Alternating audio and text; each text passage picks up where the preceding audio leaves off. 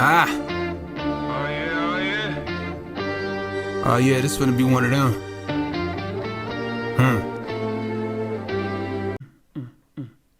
All right, so we're trying a new format. Y'all gonna like it or you're not gonna like it. It is what it is. All right, so drop down in the comments. Let me know if you're feeling a new format. Anyway, what we are doing today is an original, like nobody's ever done this before. Nobody's ever, like, this shit is so original. God damn it, Paul. It's always Paul. Anyway, what we're doing today is we're going to be watching a pragerU video talking about us, atheists. And I'm going to respond to that bullshit. I mean, that points being made. It's not bullshit until we know. Okay? Let's watch it and then decide that if it's bullshit. All right. Now I'm going to get it from the beginning here. Play. Where we starting at, my boy? You know, for 27 years, I was an atheist. I thought, right there. I want to let you talk, but I don't believe you. I'm already going to call bullshit. I'm calling shenanigans. Out the gate. Okay. I'm going to let you talk. I'm going to let you anyone who believed in a god or gods was, well, stupid or uneducated, naive, gullible, or just into the gig for money, sex, and power. I mean, after all, everyone knows that religion is just a psychological crutch for intellectual weaklings. So let me explain to you what we just watched. It was a nice try. It was admirable. It was a nice try. But what we just watched was an attempt to paint atheists as the judgmental, prideful, above it all bullshit. But we know in reality that would better fit Christians, right? Now, I know what I said was meant to be an insult, but I'm just following the evidence. It's what I do. I'm a skeptic. I mean, go ahead. Go ahead. Right? So, what changed my mind? Well, look, I tell the whole story in my book, Shattered, but for our purposes here on Prager University. Okay, let me stop you right there, because how long did that take? What is it? Where we at? 27 seconds to get the shameless plug. But boy, if you don't get your goddamn, I'm sorry. I'm going to let you talk. Go for it. Mm-hmm. I was simply challenged by my Christian teammates on the Cincinnati Reds to read some religious books, critique them, and then share with the guys where the authors were wrong. Is that like a subsidiary of the St. Louis Cardinals? Like, what the fuck is the Cincinnati Red? It ain't this, baby. What the fuck is that? What is that? What is a Red? I know Red Birds, a real team. What is? I'm sorry. I'm gonna let you talk.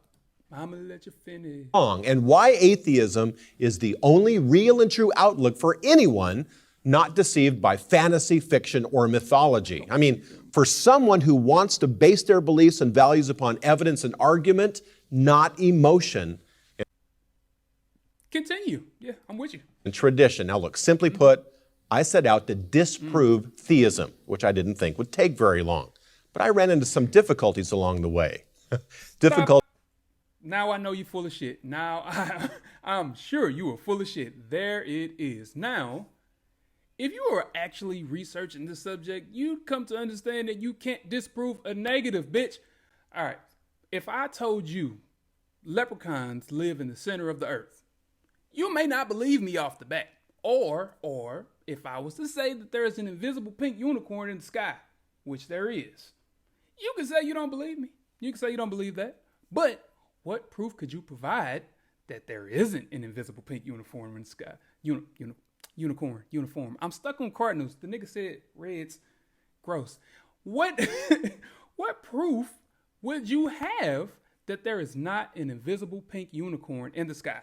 Prove it. Prove it right now. Think about it. Prove it. Prove it. Prove it. What proof do you have? How do we disprove all the other gods that men worship, for that matter? You know what? Let me stop before this becomes a 30-minute video. Go ahead, boy. These like Aristotle, Augustine, Aquinas. I mean, in simple terms, I was confronted with the awareness that there are really 4 big bangs that have to be accounted for. Just note. Or not just one. I had never really even considered that before. I mean, we're all familiar with the first Big Bang, right? It's usually the answer given to the question, why is there something? No, it's not. I don't want to keep interrupting this motherfucker, but it feels like I'm going to have to keep interrupting this motherfucker. So, what the Big Bang is usually considered by motherfuckers that actually study the shit, it's the best explanation available for describing how our current universe came to be what it is. Science has no theory regarding what existed prior to the Big Bang. Sure, there's some ideas, but nothing has risen to the level of theory. Theory is up here. Also, we don't have a concept of nothing. You show me nothing.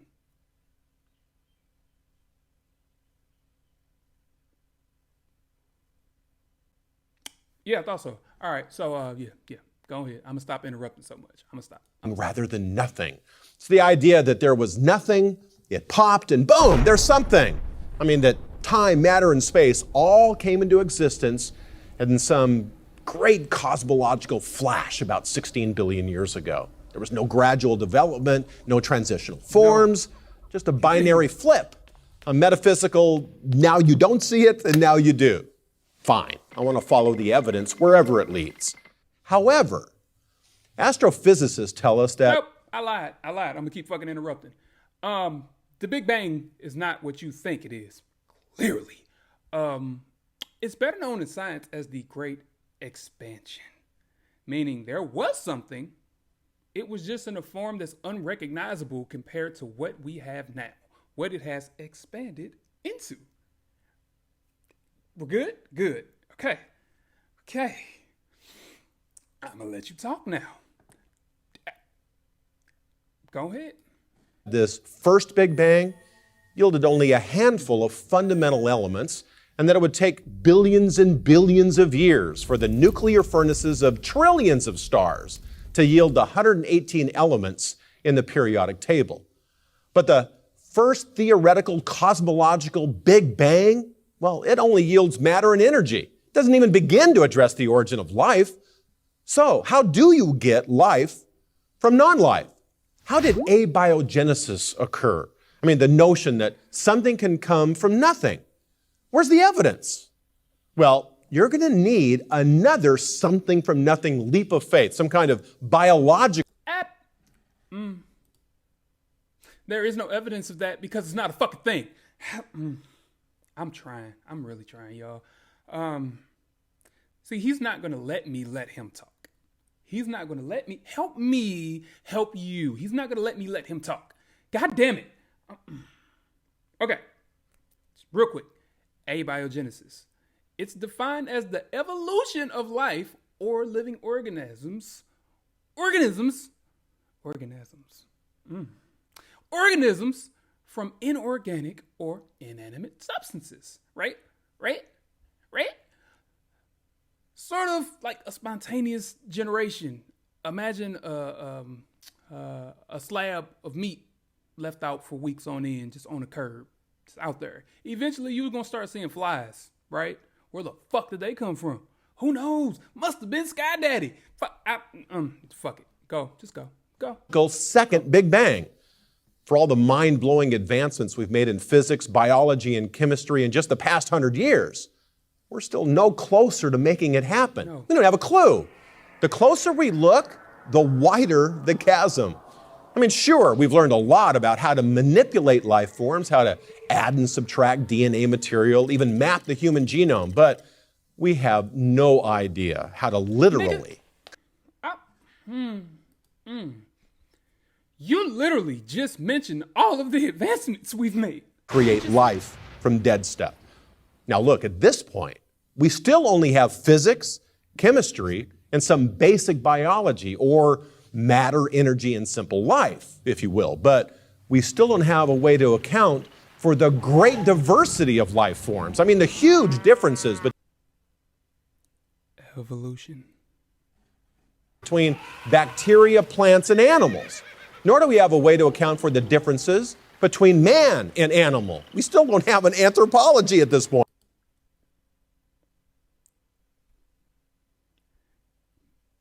Evolution. Right. So we're going to need a kind of anthropological third Big Bang to account for all. Absolutely fucking not. No, we're not. Nope. I'm ready to quit. I need.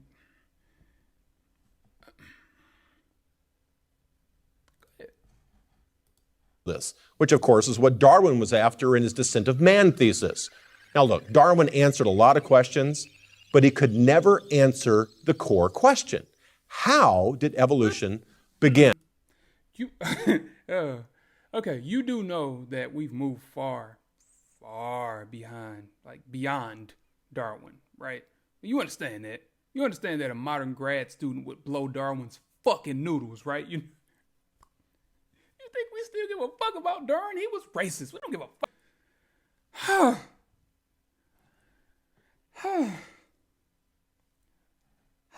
Okay. I need a drink. Continue, man. But hey, we're still not done describing the world that is all around us. A final Big Bang is going to be required to explain how a mechanistic animal brain can become a self-reflective human mind. Even the lowest life forms have brains and central nerves. You know how breeders breed animals with select traits that are useful for a single purpose, like dogs that perform certain tasks, or have body builds that make them look faster than their ancestors, like, or even be faster, like, you know what I mean? Like, you get that, right? So when nature does this through small changes over a very long period of time, it's called evolution. All right, continue. Systems. I mean, how does something like that become the mind of a Michelangelo, a Shakespeare, a Beethoven? I really want to let him talk. Okay, remember those small changes I was describing, like, I don't know, 6 seconds ago? Well, if you imagine a single-celled organism evolving into a human within 6,000 years, that would be hard as fuck to believe. But if you applied a little bit of fucking reason, and you stop pretending that the Earth is 6,000 years, that would be a great starting point. The possibility of that single-celled organism making small changes over billions and billions and billions of years makes a lot more sense. Continue. Go on with the chlorophyll. I don't fucking... Come on, animals don't do art, and they don't appreciate beauty. But the problem is even... Now you just fucking with me. Now you... Go ahead. More basic than that. How do you account for free will and introspection, let alone man's pressing existential drive to ask why? Well, we're going to need some kind of psychological fourth Big Bang to account for man's moral and aesthetic Big Bang one more fucking time. sense. I mean, his search for meaning, significance, and purpose. And of course, his appreciation for the true, the good, and the beautiful. All right. I'm sorry I keep making that sound. This motherfucker's pissed me. All right. So, as a means of survival, humans evolved to be social creatures, meaning our ancestors moved together, ate together, and slept together. Not like that, pervert. But yeah, like that too. Also, because we wouldn't be here if they hadn't. Anyway, over time, as we evolved and gained better methods of hunting and weaponizing the world around us, we're good at that shit, humans suddenly had more time to appreciate their herd, as in the people around them, because we're fucking animals. We're just a herd. Anyway, their herd, their surroundings, even time to just think without the constant threat of being eaten or finding something to eat before you fucking starve to death. Hope that helps. Continue, motherfucker. And again, you must understand these problems require bangs. I mean, what the fuck did I say about saying another fucking bang? Go ahead.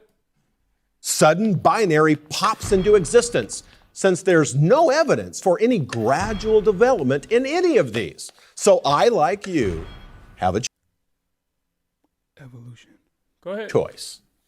It's either faith in these four Big Bangs of somethings from nothings to account for what we see all around us, or faith in some kind of... I can't let him keep going. Oh my God. This motherfucker said faith.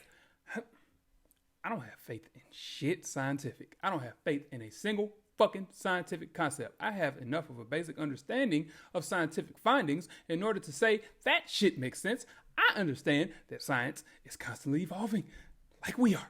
And what we theorize now is only the best explanation for what we have. If the scientific method was, I don't know, what the fuck, the sun must be doing the thing, I would say fuck science right along with religion. But science is just a name that we've given for a method of discovery and exploration. Explanation. A method of discovery and explanation. Y'all know what the fuck I'm. Science is not a set of beliefs. It's a method. That's why it's called the scientific method. Why do we have to keep doing this? Y'all know this shit. You're a university. Creator God behind it all. So, next time someone asks you, hey, what about the Big Bang? Make sure you ask them, which one? The cosmological, biological. Basically, what he's saying is, if you don't understand how something works, don't research that shit. Don't inquire about that shit, or even give a quick fucking Google. Just say God did it and fuck right the fuck off. I said I would let you finish. Anthropological, or psychological. I'm Frank Pastore. Oh, shut the fuck up. You don't get to finish. That was the dumbest shit I've ever seen. I blame Paul Agia for fucking doing this first. And then I put this shit off for so long, and I saw so many people doing it, I had to fucking get it out. This fuck, he played for the Reds. God, that was the dumbest fucking 5 minutes of my life. Join us next week for not this shit. All right, I'm out, because that's all I can fucking. Wow, that was fucking stupid. I'm out.